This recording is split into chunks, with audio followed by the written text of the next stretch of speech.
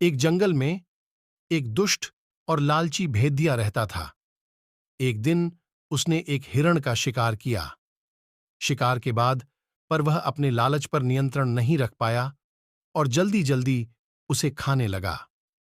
इस जल्दीबाजी में एक हड्डी उसके गले में अटक गई।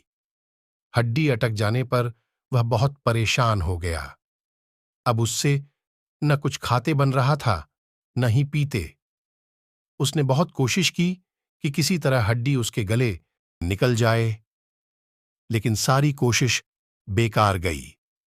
अंत में उसने किसी से सहायता लेने का विचार किया।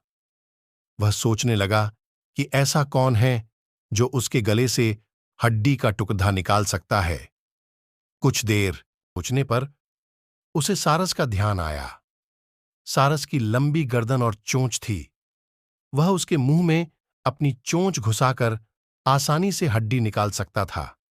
बिना देर किए भेदिया सारस के पास पहुंचा और बोला, सारस भाई, मेरे गले में एक हड्डी अटक गई है। क्या तुम अपनी चोंच से वो हड्डी निकाल दोगे? मैं तुम्हारा बहुत एहसानमंद रहूंगा और तुम्हें उचित इनाम भी दूंगा। सारस पहले तो भेदिये के मुंह में अपनी चोंच डालने से डरा, लेकिन बाद वे उसे भेदिये पर दया आ गया और वह तैयार हो गया।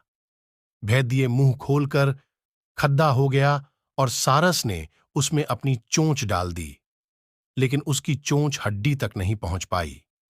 तब उसे अपनी आधी गर्दन भी भेदिये के मुंह में घुसानी पड़ी। सारस की गर्दन मुंह में जाते ही लालची भेदिये के मन में लालच जागने लगा।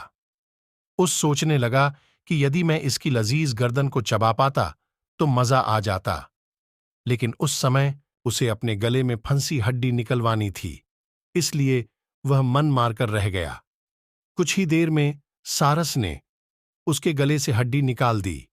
हड्डी निकलते ही भेदिया जाने लगा। न उसने सारस को धन्यवाद दिया, न ही इनाम। सारस ने उसे रोककर कहा, मेरा इनाम कहाँ है? तुमने कहा था कि तुम इस काम के बदले मुझे इनाम दोगे। भेदिया बोला, एक भेदिये के मुंह में अपनी गर्दन डालकर भी तुम सही सलामत हो। क्या यह तुम्हारा इनाम नहीं है? इतना कहकर भेदिया चला गया और सारस मुंह लटकाकर खद्दा रह गया।